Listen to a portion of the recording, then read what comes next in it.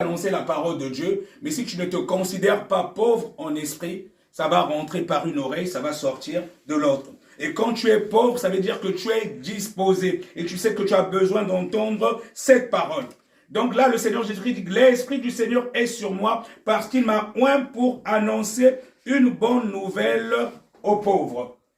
De la même façon, quand tu cherches ta délivrance, parce que tu as la persuasion que tu es fatigué et tu es chargé. Parce que si tu ne te sens pas pauvre en esprit, tu ne peux pas chercher la délivrance. Parce que tu vas te dire que tu es suffisant, je n'ai pas besoin de délivrance. Mais quand tu te considères pauvre en esprit, tu te rends compte qu'il te manque quelque chose, tu as besoin de la délivrance. Et comme je le dis souvent, quelqu'un qui n'est pas convaincu qu'il a besoin de délivrance, on a beau prier, envoyer le feu, les démons ne vont pas partir. La délivrance commence déjà par toi-même. Quand tu as la conviction que tu as réellement besoin de la délivrance, tu es pauvre en esprit, tu te sens fatigué et chargé. Tu dis effectivement, j'ai besoin de la délivrance. Et là, tu commences déjà par te disposer. Et il dit après, il m'a envoyé pour guérir ceux qui ont le cœur brisé. Ceux qui ont le cœur brisé. Ben, généralement, on a différents problèmes et surtout quand tu cherches la délivrance, il y a beaucoup de situations. Ça peut être des cas de maladie, ça peut être des possessions, ça peut être tellement de problèmes de stérilité, d'enfantement, je sais pas. Il y a tellement de problèmes dans les familles, selon les consécrations de famille. Ça peut être des problèmes de mariage et tout. Et on peut avoir justement le cœur qui est brisé. Et là, le Seigneur Jésus-Christ dit, il m'a envoyé pour guérir ceux qui ont le cœur brisé, pour proclamer aux captifs la délivrance. Donc là, le Seigneur Jésus-Christ, quand il commence sa mission, il commence déjà à parler de délivrance. Avant, on ne parlait pas de délivrance. Parce que quand nous lisons l'Ancien Testament, on ne parlait pas des démons. On a commencé à parler des démons dans la nouvelle alliance. Donc le Seigneur Jésus, quand il commence sa mission, il commence déjà à parler de délivrance. Il parle d'annoncer une bonne nouvelle aux pauvres. Parce que l'évangile, c'est une bonne nouvelle. Quand nous recevons le Seigneur Jésus-Christ, nous devons aussi à notre tour annoncer cette bonne nouvelle aux pauvres. Aux pauvres et leur proclamer la délivrance. Là, le Seigneur Jésus-Christ parle des captifs. Parce que bien aimés, nous pouvons marcher. On se croit en bonne santé. Nous marchons dans la rue, mais sans savoir, et c'est le cas de beaucoup de personnes, y compris des chrétiens, mais qui sont captifs dans les prisons au niveau du monde des eaux, au niveau, je sais pas, du monde des cimetières, au 1er ou 2e siècle. Ils sont captifs, ils ne savent pas. Et les sorciers de font déjà programmer leur mort et ils vont attendre tout simplement un jour pour le coup fatal, le coup de grâce. Et on va entendre que telle personne était en bonne santé, elle a fait une crise cardiaque, c'est parce qu'elle était déjà, son âme était captive quelque part. Et deux fois, ça peut être une mort subite, mais d'autres, on peut te tuer à petit feu. Tu peux commencer peut-être par le pied. Après le pied, tu as peut-être mal à la main. Après le mal de la main, tu as peut-être mal au ventre, à l'estomac, à la tête. Donc, ils vont commencer à te tuer, mais à petit feu. Mais ils connaissent déjà la date de ton décès là-bas. Donc, petit à petit, tu es captif quelque part, mais toi-même, tu ne sais pas. Tu vas à l'hôpital, on essaie de te soigner. Les médecins, ils te donnent des médicaments et tout. Et des fois, on fait même les scanners, on trouve rien, mais toi-même, tu sais qu'il y a quelque chose qui ne va pas. Parce que tu es captif, mais c'est au niveau de ton âme et de ton esprit, c'est pas ce corps-là. Donc là, le Seigneur Jésus-Christ parlait déjà de la délivrance. Parce que là, il enseignait déjà aux gens qu'il y a des personnes qui sont captives. Et malheureusement, quand tu n'es pas délivré, tu es captif quelque part. Ça peut être par rapport aux consécrations de ta famille, ce que nos ancêtres ont eu à faire, ou toi-même par rapport à ton ancienne vie. Je prends par exemple, si tu es un coureur de jupons, admettons que tu avais déjà 50 démons par rapport aux consécrations de ta famille, tu sors avec 10 femmes, si chaque femme avait, admettons, 50 démons, ben, tu imagines le nombre de démons que tu auras maintenant avec toi. Donc plus tu vas avec une personne, comme vous devenez une seule chair, donc tu ne fais que rajouter des démons. Et c'est pour ça qu'il est important, au bout d'un certain moment, de passer par la délivrance. Et malheureusement, beaucoup de chrétiens qui ne passent pas par la délivrance sont dans ce cas de figure. Il rajoute, et aux aveugles, le recouvrement de la vue. Oui, parce que beaucoup de gens sont aveugles. Ils sont aveugles, ils entendent ou ils voient, mais ils ne voient pas. Donc, il y en a qui sont aveugles, on a beau leur dire certaines choses, mais tellement qu'ils sont aveugles, comme les démons les ont aveuglés. Je peux prendre, il y a certaines religions, par exemple, il y a Nos frères, par exemple, qui sont dans le catholicisme, par exemple, tu as beau leur dire certaines choses par rapport à Marie, mais comme ils sont tellement aveuglés, pour eux, Marie, c'est la mère de Jésus et tout cela, ils ne savent même pas que c'est un ange déchu. Quand on parle de Marie, ils sont aveuglés. Donc, ils sont aveuglés, ils sont captifs quelque part. Et là, le Seigneur Jésus-Christ parle à ces captifs-là qu'il leur adresse justement le recouvrement de la vue. Et le recouvrement de la vue, ça passe par la délivrance, sinon tu vas rester aveugle. Tu peux voir, mais à vrai dire, tu ne vois pas dans le spirituel. Il dit pour renvoyer libres les opprimés. Donc, le Seigneur Jésus-Christ, quand il t'a franchi, de toute façon, comme il est dit dans le livre de Jean 8, le verset 36, quand le Christ vous a franchi, vous êtes réellement libre. Donc, pour renvoyer libres les opprimés et pour publier une année de grâce du Seigneur. Là, je suis en train de parler à quelqu'un. Tu étais peut-être oppressé depuis un moment. Tu te sentais oppressé, tu sentais qu'il y a quelque chose qui ne va pas dans ta vie. Tu rêves des chiens qui te poursuivent, des serpents qui te poursuivent. Les gens te voient en bonne santé, mais même toi-même, tu sais que ça ne va pas. Tu sens qu'il y a des choses qui sont en train de bouger dans ton corps. Mais je te dis, aujourd'hui, le Seigneur, il t'annonce justement une année de grâce. Et tu es passé par la délivrance. Le Seigneur Jésus-Christ peut publier une année de grâce pour toi. C'est une année de grâce du Seigneur. Ta vie ne sera plus comme avant. Donc, il est venu en même temps pour publier une année de grâce. C'est une grâce du Seigneur. Et au verset 20, il est dit, ensuite, il roula le livre, le remit au serviteur et s'assit.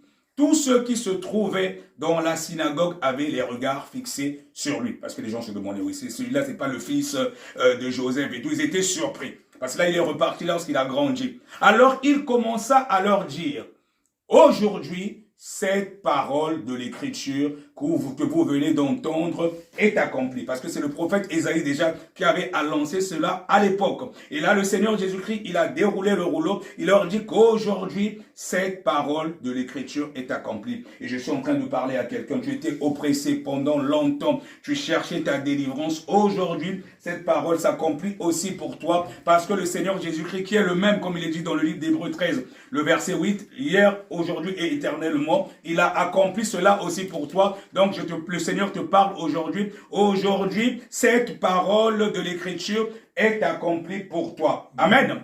Elle est accomplie pour toi parce que le Seigneur Jésus-Christ a proclamé aussi ta délivrance. Toi qui étais captif quelque part. Maintenant, tu as reçu ta délivrance. Le plus dur, c'est la conserver. Amen. La délivrance, ce n'est que le début. La délivrance, ce n'est pas une fin en soi. Et tu n'es pas délivré pour que tu restes chez toi à la maison. Tu es délivré déjà. Le but de la délivrance, c'est aller au ciel.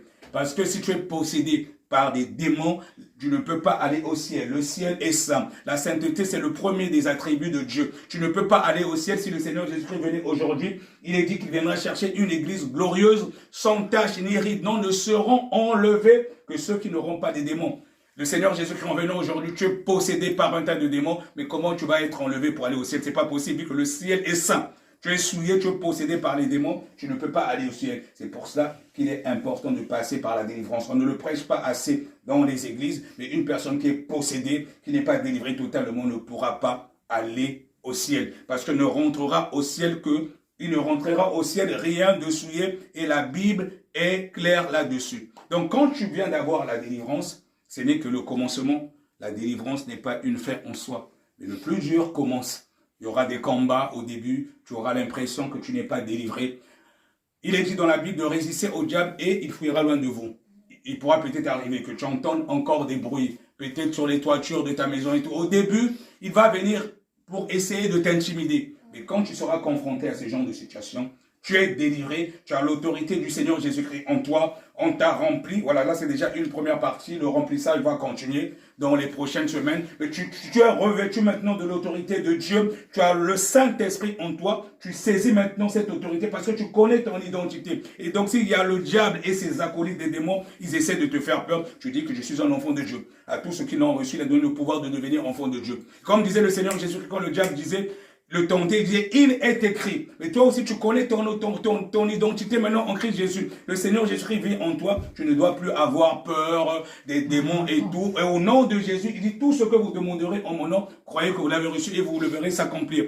Et là, maintenant, tu as l'autorité, vu que tu as été délivré, les démons n'habitent plus en toi. Donc, si tu sens des oppressions, tu dis, au nom de Jésus, je t'ordonne de faire ceci. Au nom de Jésus, je t'ordonne de faire cela. Vous allez voir maintenant que tu es délivré. Tu vas voir maintenant, c'est l'autorité de Jésus qui est en toi. Parce que tu n'es plus seul. Tu as reçu le Saint-Esprit. Tu es rempli du Saint-Esprit. C'est le Seigneur Jésus-Christ lui-même qui vient désormais habiter en toi. Donc, il ne faut plus avoir peur. À partir de cette autorité, tu peux proclamer des décrets. Tu peux proclamer des ordonnances. Parce que c'est le Seigneur Jésus-Christ qui fait désormais en toi. Comme disait l'apôtre Paul, si je vis, ce n'est plus moi qui vis, c'est le Seigneur Jésus-Christ qui vit désormais en moi. Amen. Pareil, tu peux avoir des oppressions dans la nuit vers minuit, 1h, 2h, comme ce sont les heures souvent où ils sortent, où ils font leur sale besogne. Tu te relèves en sursaut. Des fois, le Saint-Esprit peut te réveiller pour dire que tu es menacé. Tu peux par exemple, ne serait-ce que lire le psaume 91. Ça, c'est un exemple. Mais quand tu le lis, tu ne lis pas en tremblant, non. Tu proclames les paroles du psaume 91, mais avec conviction et foi, parce que tu connais ton identité en Jésus. Et je te garantis, rien ne va t'arriver. Et comme j'ai souvent l'habitude de prêcher, même si le diable il peut être dans ton salon, avec ses anges déchus, sont en train de faire du bruit, je ne sais pas quoi, mais toi tu es en train de dormir, mais tu connais l'autorité que tu as en Jésus. Tu peux même sortir, c'est juste une façon d'imager. Tu dis, quand vous aurez fini de faire vos bruits là, laissez-moi après dormir en paix. Tu repars dormir parce que tu connais que le Jésus est en toi. Les anges qui sont autour de toi, je te garantis, rien ne va se passer. Même si c'est un serpent qui est en train de venir, tu dors en paix. Tu as Christ en toi, il va te faire quoi? Il peut prendre une forme bizarre pour te faire peur. Je te garantis, dors, et rien ne va te passer. Amen. Tu peux éteindre même la lumière. Il y a des chrétiens qui ont peur de dormir sans lumière. Je te dis, peut-être il y a un monstre, un vampire. Quand tu as Christ en toi, est la paix. Est la paix. Le Saint-Esprit, justement, nous procure la joie parfaite, mais aussi la paix véritable. Je te garantis, tu peux dormir en paix. Sauf si toi-même tu ouvres une porte. Mais comme tu connais qui tu es maintenant en Jésus, tu es délivré, tu peux dormir tranquille. Et je dis bien en connaissance de cause, rien, je dis bien rien, rien ne va se passer. Amen. Maintenant, quand tu es délivré, il faut conserver cette délivrance. On la conserve comment? Par une vie de prière, par une vie de méditation. Parce que le diable est en colère. Les démons qui sont sortis de toi là, ils ne vont pas te laisser tranquille. Donc on va prendre encore la parole de Dieu rapidement, comme c'est juste une petite exhortation. On va dans le livre de Matthieu. Matthieu 12, on va lire à partir du verset 43 jusqu'au verset 45. Matthieu 12, 43 jusqu'au verset 45. Si quelqu'un là, s'il peut le lire. Matthieu 12, 43 à 45. Matthieu 12, versets 43 à 45. Je lis la parole avec révérence. Amen. Lorsque l'esprit impur est sorti d'un homme, il va par des lieux arides, cherchant du repos, et il n'en trouve point. Alors il dit, je retournerai dans ma maison d'où je suis sorti.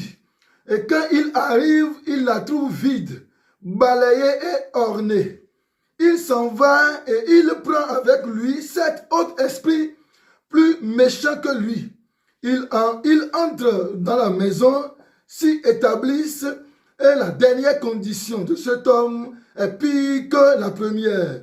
Il en sera de même pour cette génération méchante. Amen. Sois béni, mon frère. Oui, et c'est là le plus compliqué.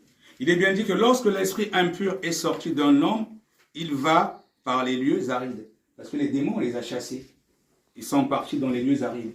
Et d'ailleurs, c'est aussi important quand on chasse les démons, de leur dire où il faut aller. Parce qu'on peut chasser un démon, il est autour. Et si autour, il y a des gens qui ne sont pas vraiment affermis et tout, il peut arriver que le démon est chassé, mais il rentre dans le corps d'un autre. Bon, c'est pour ça que c'est important, toujours même quand, avant même de commencer à prier pour les délivrances, on essaie à faire en sorte qu'il y ait vraiment que les anges de Dieu soient là pour éviter un peu ce cas de figure. Pour que si on chasse un démon, on prie toujours pour la maison où on fait des délivrances pour éviter justement que les autres aussi soient attaqués. Vraiment, les anges de Dieu, ils sont là pour faire le travail. Il faut que le milieu soit justement vraiment assaini. Donc, quand le démon, il sort, on le projette, admettons, dans les lieux arides ou je ne sais pas où, voilà. Mais lui, il cherche du repos quelque part. Parce que les démons, eux, ils aiment habiter dans un corps. Même, vous savez, quand Jésus est en train de chasser les démons, il y en avait qui préféraient même aller, s'il n'est pas dans un humain, ils préfèrent même être dans un animal. Ils n'aiment pas errer comme ci, comme cela. Donc, lorsque l'esprit impur est sorti d'un homme, il va par les lieux arides, cherchant du repos, parce qu'ils n'aiment pas errer comme ça. S'il n'en trouve pas, mais qu'est-ce qu'il va faire? Il va chercher à repartir d'où il était, parce qu'il était bien dans le corps de mon frère Hervé. Bon, il va chercher à revenir. Il m'a sorti de là, je dois repartir là-bas, ou dans le corps du frère Obed, il va chercher à revenir, ou dans le corps de la sœur Clara, il va chercher à revenir. Donc il va dire, il a cherché, il ne trouve pas personne, il va chercher à revenir vers toi. Alors au verset 44, alors il dit, je retournerai dans ma maison d'où je suis sorti, parce qu'il n'a pas trouvé où avoir du repos. Et quand il arrive, il la trouve vide, balayée et ornée. C'est ce qui se passe quand on les chasse là, mais c'est vide maintenant, c'est bien balayé et orné. Et c'est pour cela que quand on les chasse, on procède au remplissage, pour que ça ne reste pas totalement vide. Parce que si on laisse comme ça, c'est même un danger pour vous. Parce que là, ce qui va se passer, alors il dit, je retournerai dans ma maison d'où je suis sorti. Et quand il arrive, il la trouve vide, balayée et ornée. Il s'en va et il prend avec lui cet autre esprit plus méchant. Parce qu'il s'est dit, là maintenant il va se préparer. Comme ils vont chasser, donc il va prendre encore d'autres démons encore plus méchants. D'autres anges déchus qui vont venir encore en force. Donc, il arrive en force. Et si tu n'es pas rempli par le Saint-Esprit, donc quand il va revenir là en force là, il s'en va chercher et il prend avec lui cet autre esprit plus méchant que lui. Plus méchant que même lui là qui était sorti. Déjà, tu étais oppressé avant, tu voyais que c'était difficile. Mais si tu n'es pas rempli par le Saint-Esprit et tu es délivré, tu repars à ton vomi. Donc, quand il va revenir là, il va avec des démons vraiment géants, plus méchants que lui. Et il est dit, ils entrent dans la maison, s'y établissent. Et la dernière condition de cet homme est pire que la première. C'est pour ça qu'il ne faut pas jouer avec ta délivrance. Tu es délivré, mais il faut la conserver. Et le plus dur commence maintenant. Donc cet homme est pire, la condition est pire que la première. Et c'est pour ça qu'après la délivrance, au sein de la mission, on passe par déjà la vérification pour être sûr qu'il n'y a rien. On fait le remplissage. Et quand on commence le remplissage, c'est vrai qu'au niveau du programme, on le fait au moins pendant un mois. Pendant un mois, pourquoi? Pourquoi les semaines qui viennent après, on dit encore de jeûner pendant 3 jours pour faire encore le remplissage. C'est une façon aussi, parce qu'il y a beaucoup de chrétiens qui ne jeûnent pas. Il y a beaucoup qui sont arrivés aussi au niveau de la mission. C'est peut-être des anciens satanistes qui ne connaissaient pas vraiment c'est quoi la vie de prière. Ou bien c'était des gens aussi qui étaient peut-être dans des églises où ils ne jeûnaient pas. Ils ne connaissent pas vraiment le combat spirituel. Ouais, c'est surtout le combat spirituel. Parce que quand tu reçois le Seigneur Jésus-Christ comme ton Seigneur et Sauveur, le diable n'est pas content parce qu'il sait qu'il a perdu une âme. Il a perdu une âme et il va chercher à te récupérer. Or, c'est une façon de t'exercer aussi en jeûnant à avoir une vie de prière et de méditation. Le Seigneur Jésus-Christ a dit à ses disciples, et pourtant il était avec eux, mais bien que c'est lui qui est Dieu, il était avec ses disciples, mais il dit de veiller et prier pour ne pas tomber dans la tentation. L'esprit est bien disposé, mais la chair est faible. Donc même lui qui est Dieu, étant avec ses disciples, il leur demande de veiller et prier. Et toi et moi, on n'est pas avec Jésus qui marche avec nous. Bon, on est avec lui parce qu'il est en nous. Et s'il demandait à ses disciples, pendant qu'il était avec eux, de veiller et prier pour ne pas tomber dans la tentation. Et là, il vit en nous, il est en nous et il dit la même chose. En fait, tout ce que le Seigneur Jésus-Christ a fait sur cette terre, c'était l'enseignement pour nous. Étant avec ses disciples, il leur disait de veiller et prier pour ne pas tomber dans la tentation. Aujourd'hui, il vit en nous. Au moyen du Saint-Esprit, c'est presque la même chose. Il est en nous, il nous dit de veiller et prier pour ne pas tomber dans la tentation. L'esprit est bien disposé, mais la chair est faible. Donc, quand on est délivré, on doit maintenant faire des efforts. Plus tu es dans le jeûne, plus tu es dans la méditation de la parole de Dieu, ça permet justement de crucifier les désirs de la chair, mais pour essayer d'être un peu en esprit, parce que la chair a des désirs contraires de ceux de l'esprit. Et c'est pour ça qu'on passe par ce premier mois de jeûne, où chaque semaine tu jeûnes, on te remplit. Ça te permet, c'est comme un athlète, tu es en train de t'exercer. Comme ça, après ce mois-là, tu es sûr que tu es bien rempli. Donc, comme par exemple un bébé qui apprend à marcher, après on te lâche, tu peux maintenant te débrouiller tout seul. Donc, tu sais que tu es obligé au moins de jeûner 1 fois par semaine. Parce que, à vrai dire, surtout ici dans la vie de l'Occident, si tu ne jeûnes pas même 1 fois par semaine, c'est compliqué. C'est vraiment compliqué. Parce qu'avec le boulot, la vie que nous avons ici, non. Tu es obligé au moins 1 fois par semaine, c'est important de jeûner. faut pas attendre seulement de jeûner quand c'est des périodes de délivrance, non. Maintenant que tu es délivré, que tu aies un planning dans la journée. Parce que surtout si tu travailles, parce que tu vas te dire, waouh, le travail, ça me fatigue et tout. Si tu ne penses qu'au travail, tu vas oublier la vie de prière. Tu fais un planning, même si tu travailles, tu te mets des heures où tu vas prier par jour. Mais essaie de jeûner ne serait-ce qu'une fois, même après le mois de remplissage, ne serait-ce qu'une fois par semaine, ça va t'aider à avoir une vie de prière, une vie de méditation. Et même si tu fais un travail difficile, si tu le peux, moi ce que je fais moi souvent, moi, dans mon bureau, je mets l'adoration en continu. Je mets l'adoration en continu parce que bon, je suis seul dans mon bureau. Mais si tu n'es pas seul dans ton bureau, je te conseille, si le boulot te permet, et les écouteurs, même quand tu es avec des collègues, sois toujours, écoute plutôt autour les chants d'adoration. Il y a des chants de l'armée de louange, il y a des chants, il ne faut pas écouter aussi n'importe quel chant. Tu choisis des chants où tu sens qu'il y a vraiment la présence de Dieu, des chants qui appellent la présence de Dieu. Plus Dieu, il siège au milieu de la louange et de l'adoration. Plus tu le loues, plus tu l'adores, c'est comme si tu activais des anges qui descendent. Et ça t'empêchera justement à tomber dans le péché. Mais je te garantis, si tu ne fais pas ça, tu es délivré, tu passes ton temps à regarder n'importe quoi à la télé, à être sur les réseaux sociaux, à regarder des programmes qui ne glorifient pas Dieu. Je vous garantis, personne n'est fort. Personne n'est fort. Si tu ouvres toi-même une porte, le diable va en profiter, il va te lancer une flèche. Et ça peut être très très compliqué. Parce que les démons qui sont sortis là, ils ne seront pas contents. Ils vont aller prendre cet autre plus dangereux qu'eux. Ils vont venir et ta condition sera plus pire que celle que tu avais avant. D'où l'importance de conserver sa délivrance. Et on ne peut la conserver que par la vie de prière et de méditation. Et c'est pour ça que le Seigneur Jésus-Christ a dit à ses disciples de veiller et prier afin de ne pas tomber dans la tentation. L'esprit est bien disposé, mais la chair est faible. Et tu nourris l'esprit comment? Par la parole de Dieu, par la vie de prière. Sinon, comme je dis, personne n'est fort. Sinon, le diable est surtout le moyen le plus rapide de nos jours, c'est les réseaux sociaux. C'est-à-dire que tu n'as même pas besoin d'aller chercher le péché. C'est les tentations et le péché qui vient à toi. Donc, c'est à toi maintenant d'être intelligent, de sélectionner. Même la télé, si tu peux t'en passer, tu peux t'en passer. Les séries bizarres, novellas et tout, il faut mieux éviter. Moi, personnellement, à la télé, je regarde maintenant que les informations. Même les Bibles, il y a des séries, même soi-disant chrétiens, même les séries chrétiennes, je ne regarde pas. Parce que même dans ça, là, il faut sélectionner. Le malin est rusé. Il peut y avoir des séries où tu vois qu'il y a des scènes